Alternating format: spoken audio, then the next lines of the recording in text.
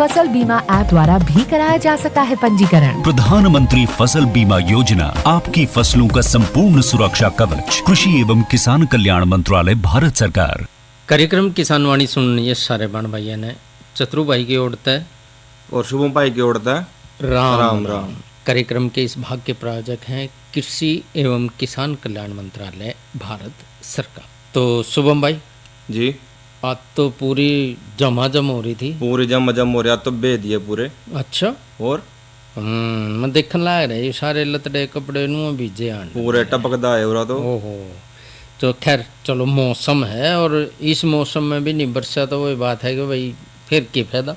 बिल्कुल, क्योंकि सामन लग गया है और सामन में ये आप जानो हो कि भाई दुकान जो है सजी दजी रहे हैं और भाई घेवरा है, मिठाइयाँ है, किसी का जा रही है, किसी का आ रही है, कि कोई लेकर जा रहा है, कोई दे कर जा रहा है, भाई नू आना जाना लगा रहे। और भाई मौसम भी शुभम यो ऐसा ही है, क्योंकि इस मौसम में यो आप जो डब्बे में घेवर ले रहे ना, यो घेवर थोड़ी बार में खावांगे।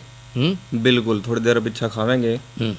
और इतने भैया बातचीत कर ले भैया दे, क्योंकि वो भी ज़रूरी है। रही बात खेत खार की, तो भाई इस टाइम पे जो फसल जो है वो अच्छी तैयार हो गई है, धान की फसल। और धान की फसल में जब हम बात करें कि भाई जो कीटनाशक दवाइयाँ हैं या फिर जो रासायनिक जो खाद्य हैं उनका जो हम इस्तेमाल कर रहे हैं, तो वो कई बार तो हम हाथ तो छिड़कते हैं। बिल्कुल भाई बोरी ही पाछे ही टांग कर उसमें को आग ही कर कर उसमें नो बुकटे बुकटे बुकटे अपने भगा दे। लेकिन एक बात और भी है भाई, एक फुहारे तभी हम छिड़काव करें हैं जिसने स्प्रेयर कहते हैं, और जो ये स्प्रेयर है इसका रख रखाव रखना बहुत ज़रूरी है। बहुत ज़रूरी है इसका, क्योंकि स्प्रेयर की अच्छी देखभाल अगर हमने नहीं करी तो उसकी जो उम्र है वह कम हो जाएगी। यानी कि रख रखाव भी बहुत ज़रूरी है, संभाल बहुत ज़रूरी है, क्योंकि उससे खर्चा कम हो जाए। बिल्कुल सही कहा आपने। और अपन इसकी बिल्कुल अच्छी डाल साफ सफाई करके उसका प्रयोग करना चाहिए। और जैसे कि अपने किसान भाई प्रयोग भी करें इसका, और इसने अच्छी डाल साफ करेंगे, अच्छे से पानी पूनी मार का उसने दो दागा अच्छी तरह उसकी नोजल साफ करनी, उसके रख। लेकिन एक बात और है शुभम भाई, जो आपने नोजल की बात कही ना, तो यह नोजल जो है कई बार हम जो रासायनिक दवाइयाँ, क्योंकि रासायनिक दवाइयाँ जो हैं बहुत जहरीली हैं। बिल्कुल। और कई बार तो हम उसने सोचा फूक मार के इसकी जाली खोल दें, तो ऐसा काम बिल्कुल भी ना करें, नहीं करना चाहिए। क्योंकि दवाइयाँ इतनी जहरीली हुए हैं कि भाई एक टपके का मड़ा अंश भी अगर आपके भीतर चला गया ना तो तबाही मचा देगा। बिल्कुल। तो इसलिए जब भी आप जाली को साफ करने की कोशिश करें तो उसको हमने फूंक मार कर दूर से, यानी कि उसको कई बार ओठा के बीच में ला कर नहीं करें। बिल्कुल सही कहा आपने। फूंक मार के, या फिर कई बार जो पंप हुआ है साइकिल में हवा भरने वाला पंप, उससे भी हम साफ कर दें तो ठीक रहे। सही कहा। और साफ सफाई का जरूर ध्यान रखना है। और एक बात और है शुभम भाई, कई बार जो ये रासायनिक दवाइयाँ हैं ये आपस में मतलब लड़ बैठे हैं। बिल्कुल। लड़न का मतलब यूँ नहीं कि भाई ये आपस में जो है ना क्रियाएं करनी शुरू कर दें। दो दवाई नहीं पानी चाहिए एक बार में। हाँ, दो दवाई बिल्कुल भी नहीं पानी चाहिए। और जो स्प्रेयर का रख रखाव है उसमें हमने पंप की देखभाल भी करनी बहुत जरूरी है। इसमें अपन इसकी देख रेख वास्ते इसकी नोजल साफ करो, इसके फिल्टर साफ करो, है इसमें हवा गुजारो अच्छी डाल, उससे क्या होगा कि अपने दूर तक अपना छिड़काव आराम से कर सके। हाँ, और पंप अगर हमने काम में नहीं लेना है तो उसके ऊपर या तो ग्रीस या फिर मट्टी का तेल, तो खैर आज बंद हो गया है, लेकिन एक काम और करना चाहिए हमने कि भाई जब हम अपने ट्रैक्टर की या किसी गाड़ी की सर्विस करवाने जावा हाँ, तो उसमें तो जो तेल है ना इंजन ऑयल जिसने कहते हैं, वो तेल हम वहीं छोड़ आए, लेकिन वो तेल अगर हम उसकी एक पीपी भरवा लें 5 लीटर की, तो वो घर में बहुत काम आवे। बहुत काम आवा यहाँ चीज़ां अपने। हाँ, क्योंकि उस तेल को अगर हम कहीं लगा दें तो एक तो जंग नहीं लगेगा, बिल्कुल। और जहाँ कहीं भी ज़रूरत पड़ी उस तेल न ला दें हैं। कई बार आपने देखा होगा पुराने घर जो होया करते, उनके ऊपर जो बचा हुआ तेल है ना, उसने ला दिया करते। उससे क्या होया करता कि जो कीड़े मकोड़े दीमक है वो नहीं लगे, बिल्कुल उससे बचाव रह जाता। तो इसलिए उस तेल को हम इस्तेमाल कर सके हैं। और भाई रही बात जो है पिस्टन पंप की, जो कि हमारे यहाँ जो है ज़्यादातर स्प्रेयर में लगा में उसके वाल भी चेक करने चाहिए, उसके रिंग चेक करने चाहिए, वो ठीक काम कर रहे नहीं कर रहे, वहाँ अड़ भी जावा कई बार कर दे। हाँ, तो उसका रख रखाव करना बहुत जरूरी है। और जो सीलिंग गैस्केट है ना, उसकी भी जांच जरूर करें, क्योंकि वो टूट जाए कई बार, या दरे जो है उसमें क्रैक आ जाए। तो इसलिए पंप अगर तेल की मात्रा जो है उसमें हमने जो निशान है उससे कम अगर रह रहा है तो उसमें हमने तेल भरना चाहिए। बिल्कुल सही कहा। अब एक और है इसमें कि भाई जो होज है, होज के साथ साथ जो जोड़ है, उनमें कई बार जो दरारें हैं उनकी ध्यान से जांच करनी जरूरी हो जाए। बिल्कुल, क्योंकि होज में पंप जो है वो पैदा कर रहा है ज़्यादा दबाव जब पैदा हो है, तो कई बार वो उसमें ट्यूब पार्ट जाए है, क्योंकि सहन शक्ति उसमें नहीं होती, क्योंकि छोटे जो मोरे हैं ना होज में, वो कई बार उसको हमने प्रयोग में नहीं लाना चाहिए। और जो सेक्शन होज है उसका जो ऊपरला हिस्सा जो व्यास है ना, ऊपर का मुंह वो कम से कम जो है पंप की इनपुट नाली के जो मुंह है उससे ज़्यादा होना चाहिए। सही कहा आपने, बिल्कुल। और फिल्टर या स्टेनर की बात करें तो भाई फिल्टर टंकी की जो इनपुट नाली है जो ले है, और टैंक और पंप के बिचाले और पंप के बाद जो नोजल लगी हुआ है, तो उसमें से जो फिल्टर है उसमें कई बार जमाव आ जाए, कुछ ना कुछ जम जाए। तो इसलिए फिल्टर के साथ साथ जो टैंक है और होज है उसको भी हमने साफ। और इसके साथ साथ जो प्रेशर गेज है उसका जो दबाव, हवा का जो दबाव है ना, वो जो दिखावा है कि भाई इतनी बढ़गी टंकी इतनी नहीं बढ़गी, उसका ध्यान देना जरूरी। कई बार वो ऐसा है कि हम कई बार चला के उसने भूल जाए हैं, तो उससे कई बार नुकसान भी हो जाए है, क्योंकि ज़्यादा प्रेशर होने के कारण जो है टंकी कई बार पाट जाए और नुकसान जो है वो ज़्यादा हो जाए। बिल्कुल सही। तो इसलिए प्रेशर गेज जो है उसका हमने सही प्रयोग करना है, और नोजल को हटा के प्रेशर को मापा। रही बात बेल्ट की, और जो पीटीओ है, बेल्ट आपने देखा होगा कि उसमें कई बार काफ़ी खिंचाव आ जाए, और जब खिंचाव आ जाए है तो उसमें वो कई बार टूट फूट जाए, बेल्ट जो है अगर टूट जाए। और इसलिए जो पीटीओ है उसके जोड़ों में हमने ग्रीस जो है वो जरूर लगा देनी। बिल्कुल सही कहा। और पीटीओ और बेल्ट की सुरक्षा का ढक्कन जरूर लाना चाहिए। हाँ, वो बहुत ज़रूरी है शुभम भाई, क्योंकि अगर सुरक्षा का ढक्कन नहीं लाओगे ना तो कई बार वो लिकड़ कर नुकसान पहुँचा दे है।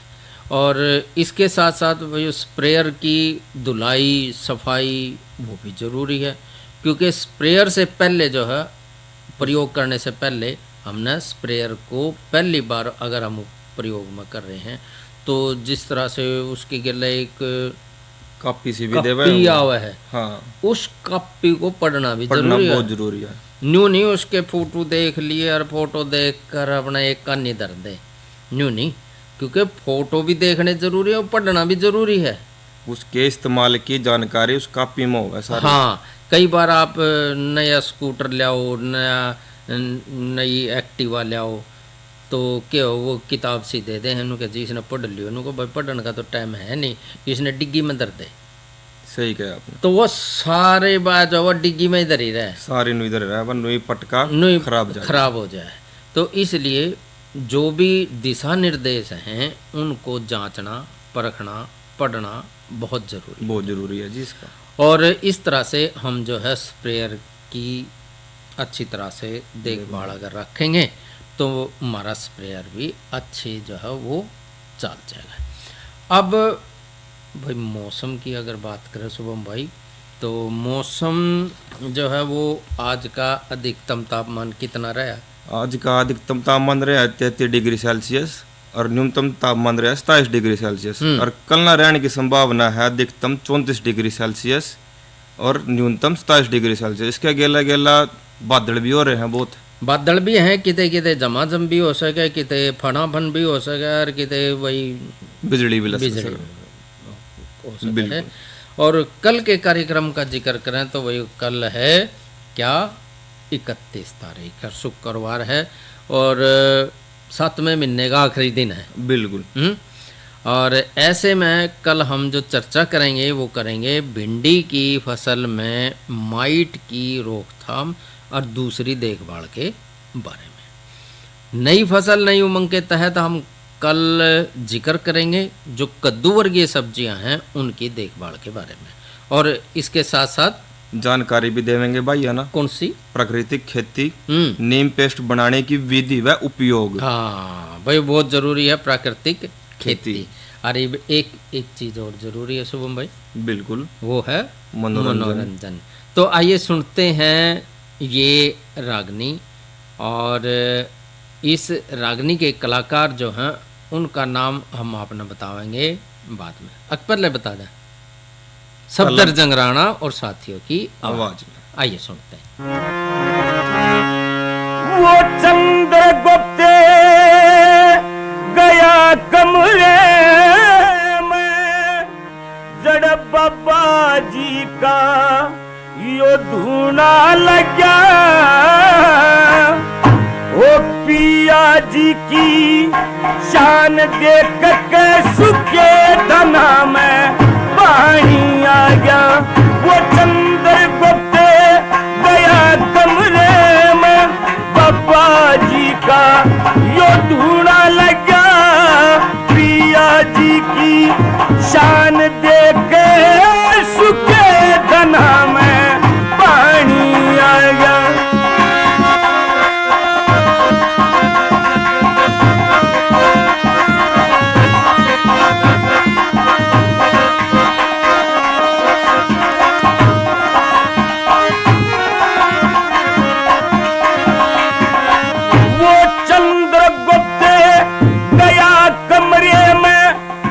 खड़ा हुआ धनियान देख मतवाए धर्म माल की सूत्र के हो रहा खपगान देख से टणी की शान देख के वो चंद्रगुप्त घना शर्मा गया, पर आंख मिला के बात करने क्यों गूंगे की तरी या गुड़ खा गया।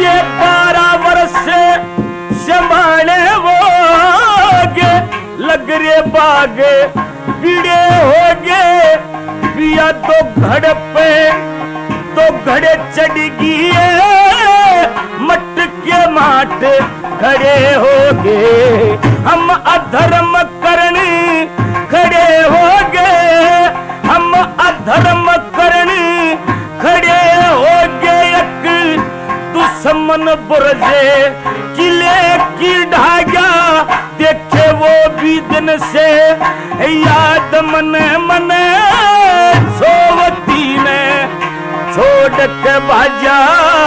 चंद्रगुप्त गया कमरे में, जड़ बाबा जी का यो धूना लगा, पिया जी की शान देख के सुखे धना में पानी आया।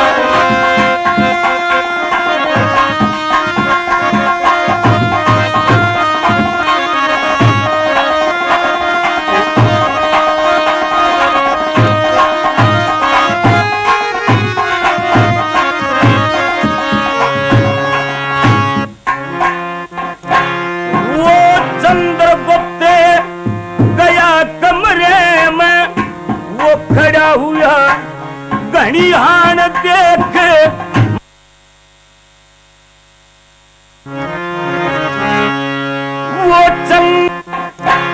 वो चंद्रगुप्त गया कमरे में, वो खड़ा हुआ घड़ियान देख मवाए धर्म माल की सूत्र के हो रहा थप दान देख फिर से टैनी की शान देख। वो चंद्रगुप्त घना शर्मा गया, वो ओभिदन से है याद मन मन तू तो सोवती ने छोड़ के भजा। चंद्रगुप्त गया कमरे में जड़ बाबा जी का यो धूना लगा। पिया जी की वो शान देख के सुखे धना में पानी आ गया।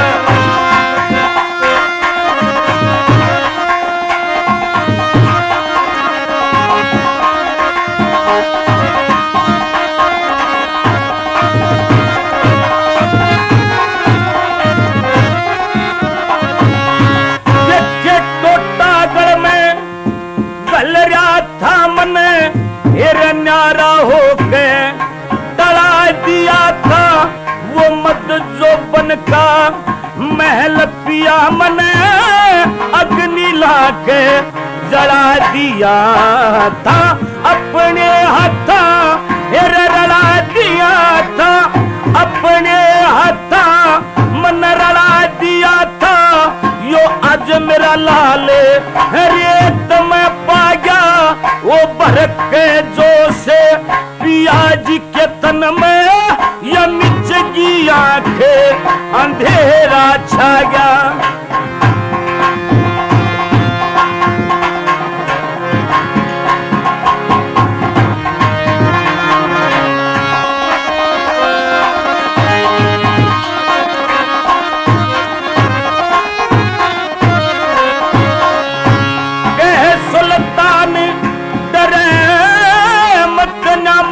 तन कीले ही बकाड शटानी वो भैया की सू समझ रही तेरी या पर्वत कितनी आड शटानी।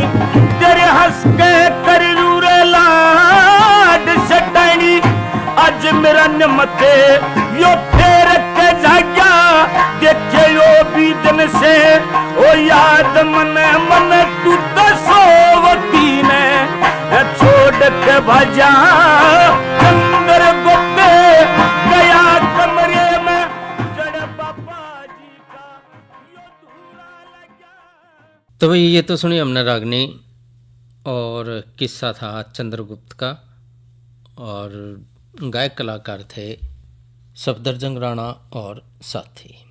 और भाई बारिश आ रही है वो और किते जा रहे हूँ शुभम, बिल्कुल, और भाई छमाछम हो रही हो और ओड़े धो रहे एक कुकड़ी आला हो और ऊपर ते भीज रहे हो और गरम गरम कुकड़ी खाई जाए तो किसा स्वाद होगा। घना स्वाद है, और ऊपर ते नींबू ला दे उसका। हाँ नींबू तो ला दे, लेकिन यह कुकड़ी आवेगी क्यों कर जब तक हम अपने खेत में उसकी संभाल नहीं करेंगे। सही कहा आपने। जिन भैया ने इस टाइम पे जो मक्का की फसल लगा रखी है तो भाई उसमें जो खरपतवार है उसका नियंत्रण करना बहुत ज़रूरी है।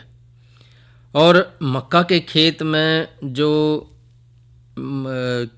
जगह ज़मीन है उसमें जो है किस्म जलवायु और मौसम के अनुसार जो है अलग अलग तरह के जो खरपतवार हैं वो किस्में जो है वो पाई जा, कौन कौन सी हैं भला? इसमें तो डिल्ला, दूब, सामक, पान पत्ता, पत्ता, बरू, मकड़ा, तकड़ी घास, पैरा घास व हुल इत्यादि इस तरह के अपना मिला है घास। मिले हैं। ये जो खरपतवार है ना, ये खरपतवार शुरुआत में जो हमारा खेत है उसके अंदर ऊई दिखेंगे, लेकिन इतनी जल्दी बढ़ रहे हैं ना ये खरपतवार, जो हमारी मुख्य फसल है उसका सारा जो भी है खनिज मिश्रण है, लवण है, वो सारे चूस जाए, जिसके कारण ये तगड़े हो जाए हैं और हमारी जो फसल है वो दिन पे दिन कमज़ोर हो जाए। और इसमें हमने क्या करना है, बुआई के 45 दिन तक खेत के खरपतवारों से मुक्त करना चाहिए, जिससे अपना खरपतवार ना अपन खत्म करके और अपने मक्के की उपजाऊ ना बढ़ाना चाहिए। हाँ, मक्के की जो उपज है उसको हम इसलिए बढ़ा सकें से भाई शुभम, के जो खरपतवार है उनको हम 2 तरीके से ख़त्म कर सके हैं। एक तो मशीन से, बिल्कुल, चाहे कसोला चला ले, खुरपा चला ले, उस तय या मशीन तक भी हम उसकी निराई गुडाई जो है वो कर सके हैं। लेकिन एक और है भाई, रासायनिक दवाइयाँ भी हम गेर रहे हैं। बिल्कुल, और जो रासायनिक दवाइयाँ हैं उनको हम अगर गेर दे हैं तो वो कई बार नुकसान पहुँचावा। जो हमारे मित्र कीड़े हैं जैसे केचुआ है, काली कीड़ी है, भूरी कीड़ी है, और तितली है, या फिर मर जाए हैं, और उसके कारण जो है जो हमारे मित्र कीड़े हैं वो ख़त्म हो जाए। इसलिए रासायनिक जो दवाइयाँ हैं उनको आप इस्तेमाल अगर आप कर रहे हो तो बड़ी सावधानी से करनी है। और मक्का की खेत में जो है गुड़ाई करके खरपतवार को भी हम ख़त्म कर सके हैं और जो ज़मीन है वो खुल जाए। बिल्कुल। और जिसमें कि जो मिट्टी है, मिट्टी के अंदर जो है जो हवा है वो पौधों की जड़ों तक चली जाए। और कई बार तो हम जो दवाइयों का इस्तेमाल कर रहे हैं वो बड़ी ही सावधानी से हमने इस्तेमाल करनी है। जो भी है ट्रोबोट्रोन है या जो एलाक्लोर है, कोई भी अगर आप दवाई ले रहे हैं तो बड़ी ही सूझबूझ से लेनी है। जब आप दवाई खरीदने जा रहे हैं बाज़ार में तो ये देख लें कि ये कब बनी है और कब इसकी म्याद जो है वो ख़त्म होगी। क्योंकि अगर उसकी म्याद ही ख़त्म होगी तो वो उस पे जो है खरपतवार है उस पर कोई असर नहीं गिरेगी। जब खरपतवार ही कोई असर नहीं होगा तो वो नू के नू खड़े रह जाएंगे। और छिड़काव के टाइम पे जो है एक बात का और ध्यान रखना है कि जमीन जो नमी होनी चाहिए जमीन में, उससे बढ़िया उर्वरक उसकी जो है घास की हम कम कर सकें। हाँ, और जो चौड़ी पत्ती वाले मकड़ा है, सामक है, ये खरपतवार है, इनकी जो रोकथाम के लिए हमने जो दवाई है वो बड़ी ही सावधानी से लेनी है। और बाज़ार में कई तरह की जो दवाइयाँ हैं वो बिके हैं, और ये नहीं कि भाई आप कोई सी भी दवाई ले सकें। इसके लिए एक आपको थोड़ा सा काम करना पड़ेगा। अपना नज़दीक का जो भी कृषि विज्ञान केंद्र है उसमें जो हमारे डॉक्टर साहिबान बैठे हैं, जो हमारे कृषि वैज्ञानिक बैठे हैं, उनसे एक बार जाकर सलाह मशवरा आप जरूर कर लें। और आज एक दिन और है, उसका ये है, एक योजना है राष्ट्रीय खाद्य सुरक्षा योजना।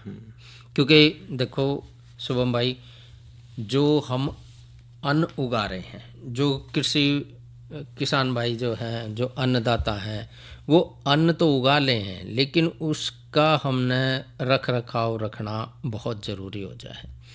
इसलिए जो खाद्य सुरक्षा है उसका भी हमने ध्यान रखना। और ये योजना जो है 2007 में 2008 में जो है चावल, गेहूँ और दाल जो है उनका उत्पादन बढ़ गया। और इसमें जो है हमने रख रखाव रखना बहुत ही ज़रूरी है। क्योंकि जो दालें हैं और जो खाद्यान्न है, गेहूँ है, चावल है, इस तरह से उनका हमने जो भंडारण है वो हमने सही रखना है। अगर भंडारण हमने सही नहीं रखा तो मुश्किल खड़ी हो जाए। हम देखें कि जो हर गरीब आदमी को सरकार जो है वो 5 किलो चावल और 5 किलो गेहूं और चावल तेल जो है वो दे है। और अनाज की जो कीमतें हैं उसमें जो है गेहूं 2 रुपये, चावल 3 रुपये और मोटा अनाज 1 रुपये किलो के हिसाब से सरकार जो है वो दे है। और ये जो है अंत्योदय अन्न योजना जो है इसमें जो है बहुत से जो गरीब परिवार हैं उनको हर महीने 35 किलो अनाज जो है वो मिला है। और प्राथमिक परिवार है जिस तरह अपन 5 किलो अनाज मुफ्त मिला है। हाँ, और EKYC योजना का लाभ लेने के लिए आप इसको आधार कार्ड से EKYC कराना बहुत ही जरूरी है। और वही इसके लिए जो है अपना आप आवेदन भी कर सकें, जो परिवार गरीब हैं या जो परिवार जो है इस तरह की उनको जो आय है, जिनकी आय कम है, तो वो इस के तहत जो है इस योजना के तहत, ये राष्ट्रीय खाद्य सुरक्षा योजना के तहत आप जो है इसका लाभ ले सकें। और इसमें जो है हम अगर बात करें जो राज्य है, केंद्र शासित प्रदेश है, उनके माध्यम से जो है किसानों को जो है वित्तीय सहायता भी दी जाए। उन्नत फसल उत्पादन, फसल संरक्षण और इसके साथ साथ जो है श्री अन्न जो पोषक अनाज है, उन बीजों का उत्पादन, एकीकृत जो पोषक तत्व प्रबंधन है, या फिर उत्पादकता जो है वो जो उत्पादन है उसको बढ़ाने के लिए फसल प्रणाली योजना जो है उसका भी हम इस तरह से एक जो ध्यान जो है वो कार्यक्रम में जो है हम इसको शामिल कर सकें। और फसल प्रणाली पर आधारित जो प्रशिक्षण कार्य है, जो अपना नज़दीक का आप कृषि विज्ञान केंद्र है उसमें भी आप जाकर जो प्रशिक्षण है वो आप ले सकें। और वही इसके साथ साथ एक और बात कि भाई आप अपनी कोई भी फसल से संबंधित कोई आप प्रश्न पूछना चाहें, या आप पशुओं से संबंधित कोई प्रश्न पूछना चाहें, या फिर कोई मंडी से कोई सवाल पूछना, जानकारी लेना चाहे, तो उसके लिए आप किसान कॉल सेंटर पे आप फ़ोन कर सके हैं। और किसान कॉल सेंटर का नंबर है 1551। आप इस पे भी आप किसान कॉल सेंटर पे आप जानकारी जो है वो ले सकें। और ये शुभम भाई कार्यक्रम का समय यहीं समाप्त हो रहा, तो भाइयों से ले इजाज़त। तो अच्छा भाइयों, राम। कार्यक्रम के इस भाग के प्रायोजक थे कृषि एवं किसान कल्याण मंत्रालय, भारत सरकार। अरे क्या कर रहा है? इधर हम बोल रहे हैं तेरे बीजू का। उतला बोल रहा है? पक्षियों से तो हम खेत को बचा लेते हैं, पर इन घातक रसायनों से कैसे बचाएं? मतलब? देख बेटा, तू जो ये अंधाधुंध रसायन मिलाता है ना, मिट्टी की सेहत बिगड़ने लगी है। और जब माटी ही कमजोर पड़ जाएगी तो उपज कैसे सेहतमंद होगी? अरे पहले ऐसा नहीं था। पूछना अपने बड़े बुजुर्गों से, कैसे फसल लहलहाती थी, शुद्धता झलकती थी। हाँ, माटी भी तंदुरुस्त और लोग भी। अब पहली वाली बात कहाँ? पर अब तो सब यही डाले हैं। सब नहीं, आज भी लाखों जागरूक किसान परंपरागत विधि से फसल उगा रहे हैं। खर्चा कम और उपज की कीमत भी बेहतर पा रहे हैं। सच है? रे बेटे, एक्सपीरियंस से बता रहे हैं, धूप में बाल सफेद नहीं किए हैं। हाँ। ठीक है भाई, मैं भी आज से जैविक खेती शुरू करूंगा। माटी से प्रेम की परंपरा है, परंपरागत खेती।